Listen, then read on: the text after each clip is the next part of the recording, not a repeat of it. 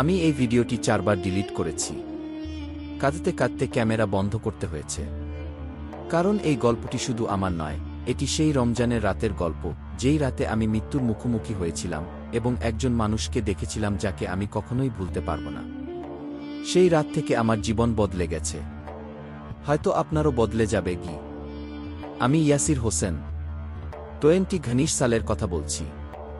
তখন আমি ছিলাম ঢাকার একটি বহুজাতিক কোম্পানির সিনিয়র ম্যানেজার। বেতন ভালো, গাড়ি আছে, বাড়ি আছে, স্ত্রী সুন্দরী, ছেলে মেধাবী। আমি ভাবতাম এইসব আমার নিজের যোগ্যতায় হয়েছে। আমি ভোরে উঠতাম না, নামাজ পড়তাম না, রমজানে রোজা রাখতাম, কিন্তু ইফতার পার্টিতে ব্যস্ত থাকতাম। মসজিদে যেতাম না, কিন্তু ক্লাবে যেতাম। আমার অহংকার ছিল আমার পরিচয়। আমি গরিবদের দেখতাম না। রাস্তায় ভিক্ষুক এলে গাড়ির জানালা বন্ধ করে নিতাম। একদিন একজন বৃদ্ধ রিকশাচালক আমার গাড়িতে আঘাত করেছিল। আমি তাকে থাপ্পড় দিয়েছিলাম। পুলিশ এসেছিল, টাকা দিয়ে মিটিয়েছিলাম। কিন্তু সেই বৃদ্ধার চোখ, সেই চোখ আজও আমাকে তাড়া করে। ঢাকার গুলশান বনানী এলাকা, যেখানে আমি থাকতাম, সেখানে রমজান মানে ইফতার বাফে, ব্র্যান্ডের পোশাক, দামি গিফট। আমার বন্ধুরা সবাই একই রকম। আমরা প্রতিযোগিতা করতাম, কার গাড়ি বেশি দামি, কার বাড়ি বড়।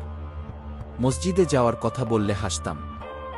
ধর্ম তো পুরনো দিনের ব্যাপার ভাই, এখন টাকাইলা মান কি। আমার স্ত্রী নাইমা অনেক চেষ্টা করতেন। শেহরিতে উঠতে বলতেন, নামাজ পড়তে বলতেন। আমি রাগ করতাম। একদিন তাকে থাপ্পড় দিয়েছিলাম, কারণ সে আমার বন্ধুদের সামনে নামাজের কথা বলেছিল। সে কেঁদেছিল। আমি ভাবিনি। রমজান শুরু হলো। আমি রোজা রাখলাম, কিন্তু ক্ষুধার জন্য নয়, স্বাস্থ্যের জন্য। ইফতারে অসংখ্য আয়োজন। একদিন গুলশানের একটি 5 তারা হোটেলে ইফতার করছিলাম। বের হওয়ার সময় বৃষ্টি শুরু হলো। আমার ড্রাইভার ছুটিতে ছিল। আমি নিজেই গাড়ি চালাচ্ছিলাম। রাত 10টা। গুলশান -2 এর একটি মোড়। সিগন্যাল লাল। আমি দাঁড়িয়েছিলাম। হঠাৎ দেখলাম একজন বৃদ্ধা মহিলা বৃষ্টিতে ভিজছেন, কোনো ছাতা নেই, কোনো আশ্রয় নেই। তিনি আমার গাড়ির কাছে এলেন। জানালা নক করলেন।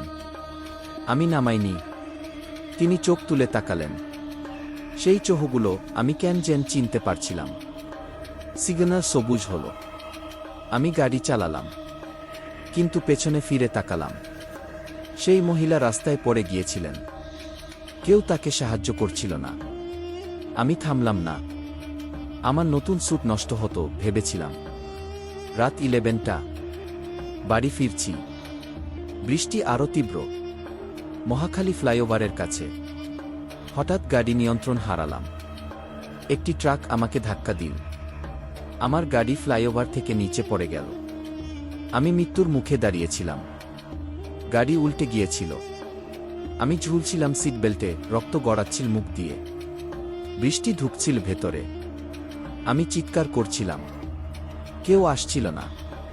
ফ্লাইওভারের উপর গাড়ি চলছিল, কিন্তু কেউ দেখছিল না নিচে পড়ে থাকা আমাকে। আমার ফোন হাতের কাছে ছিল, কিন্তু স্ক্রিন ভেঙে গিয়েছিল। আমি স্ত্রীকে ফোন দিতে চেয়েছিলাম, কিন্তু পারিনি। আমি কাঁদছিলাম। প্রথমবার জীবনে আমি কাঁদছিলাম, নিজের জন্য নয়, নিজের অপরাধের জন্য।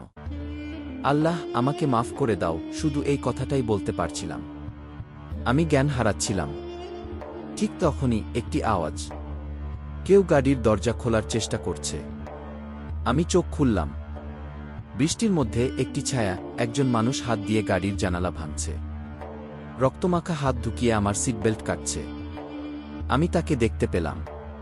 সেই বৃদ্ধা মহিলা, যাকে আমি রাস্তায় ফেলে এসেছিলাম, যার দিকে তাকাইনি, যাকে ভিক্ষুক ভেবেছিলাম। তিনি আমাকে টেনে বের করলেন। আমি তার ওপর পড়লাম। তিনি আমার রক্তমাখা মুখটি তুলে ধরলেন। বললেন, ভাইজান, চোখ খোলেন। আল্লাহ ডাকছেন কি? আমি কাঁদছিলাম। বলছিলাম, আমি আপনাকে চিনতে পেরেছি। আমি আপনাকে সাহায্য করিনি। কেন আপনি কি? তিনি হাসলেন। সেই হাসিতে কোনো রাগ ছিল না, কোনো প্রতিশোধ ছিল না, শুধু করুণা ছিল। বললেন, আমি তো সাহায্য করতে আসিনি ভাইজান। আমি তো আমার রোজার সওয়াব নিতে এসেছি। রমজানে কাউকে সাহায্য করলে আল্লাহ বলেছেন, আমি নিজে তার ঋণ শোধ করব। অ্যাম্বুলেন্স এলো, পুলিশ এলো, আমি হাসপাতালে গেলাম। 2 পা ভেঙে গিয়েছিল, 3টা পাঁজর ভেঙে গিয়েছিল, কিন্তু আমি বেঁচে ছিলাম। সেই মহিলার কোনো খোঁজ পাওয়া যায়নি। পুলিশ বলেছিল কেউই তাকে দেখেনি, সিসিটিভিতে ধরা পড়েনি। আমি যে জায়গায় দুর্ঘটনা হয়েছিল সেখানে কোনো বাড়ি নেই, কোনো আশ্রয় নেই। সেই বৃদ্ধা কোথা থেকে এলেন, কোথায় গেলেন, কেউ জানে না। আমার স্ত্রী বলেছিলেন ফেরেশতা ছিলেন। আল্লাহ তোমাকে শেষ সুযোগ দিয়েছেন কি? আমি বিশ্বাস করিনি প্রথমে, কিন্তু হাসপাতালের বেডে শুয়ে যখন আমি ভেবেছিলাম আমার জীবন, আমি বুঝতে পেরেছিলাম। সেই মহিলার চোখ, সেই হাসি, সেই কথা, আমি তো আমার রোজার সওয়াব নিতে এসেছি, কে এগুলো সাধারণ মানুষের নয়। আমি সুস্থ হলাম। 6 মাস লেগেছিল, কিন্তু আমি বদলে গিয়েছিলাম। আমি চাকরি ছেড়ে দিলাম, বন্ধুদের সাথে সম্পর্ক কমিয়ে দিলাম, প্রতিদিন ফজরের নামাজে মসজিদে যেতে শুরু করলাম। আমার স্ত্রী অবাক হয়েছিলেন। একদিন জিজ্ঞেস করেছিলেন, তুমি কাঁদো কেন প্রতি নামাজে? আমি বলেছিলাম, কারণ আমি জানি আমি মরে যেতে পারতাম, এবং আমি জানি আমি যোগ্য ছিলাম না বাঁচার। কিন্তু কেউ আমার জন্য দোয়া করেছিলেন। হয়তো সেই মহিলা, হয়তো আমার মা, হয়তো কেউ জানে না। আমি সেই ঋণ শোধ করতে চাই। আমি এখন একটি এনজিওতে কাজ করি, গরিবদের সাহায্য করি।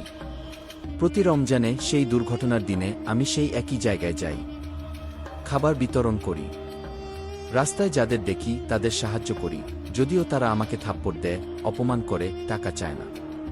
কারণ আমি জানি সেই মহিলা কেউ ছিলেন না, তিনি ছিলেন আমার পরীক্ষা।